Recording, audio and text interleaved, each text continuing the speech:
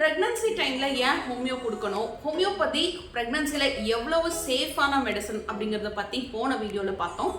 இப்போ ப்ரெக்னன்சி கேருங்கிறது ஹோமியோவில் நம்ம எப்படி ப்ரொசீட் பண்ண முடியும் அப்படின்னு நிறையா டவுட்ஸ் இருக்குது. இப்போ நான் அலோபதி டாக்டர்கிட்ட கன்சல்டிங் போகிறேன், மாதம் ஆன்டிநேட்டல் செக்கப் போகிறேன், அல்ட்ராசவுண்ட் ஸ்கேன் எடுக்க சொல்கிறாங்க, நிறைய டேப்லெட்ஸ் கொடுக்குறாங்க.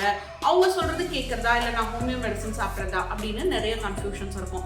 நீங்கள் வழக்கமாக பண்ணக்கூடிய எல்லா ஸ்டெப்ஸும் இங்கேயும் நடக்க போது. நீங்கள் வழக்கம் போல் ஒரு கைனகாலஜிஸ்ட் கிட்ட நீங்கள் கன்சல்டிங் போகணும், அவங்க சொல்கிற எல்லா விஷயங்களும் ஃபாலோ பண்ணணும்.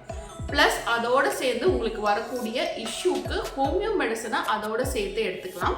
ஏன்னா ஹோமியோ மெடிசன்கிறது எந்த மெடிசனோடையும் இன்ட்ராக்ட் ஆகாது. நீங்கள் சித்தாவோ ஆயுர்வேதாவோ அலோபதியோ இங்கிலீஷ் மெடிசன் எதை எடுத்தாலும் ஹோமியோ மெடிசன் அது கூட இன்ட்ராக்ட் ஆகாது. உங்களோட இஷ்யூவை வேற ஒரு லெவல்ல இருந்து கிளியர் பண்ணுறதுனால நீங்கள் எந்த மெடிசன்ஸ் எடுத்துட்டாலும் அதோட ஹோமியோ மெடிசன்ஸ் எடுத்துக்க முடியும். இல்லை எந்த மருந்தும் எடுக்காமல் நான் ஹோமியோ மருந்து மட்டுமே எடுக்கிறேன் அப்படின்னு சொன்னாலும் நோ இஷ்யூஸ். அது உங்களோட சாய்ஸ் தான்.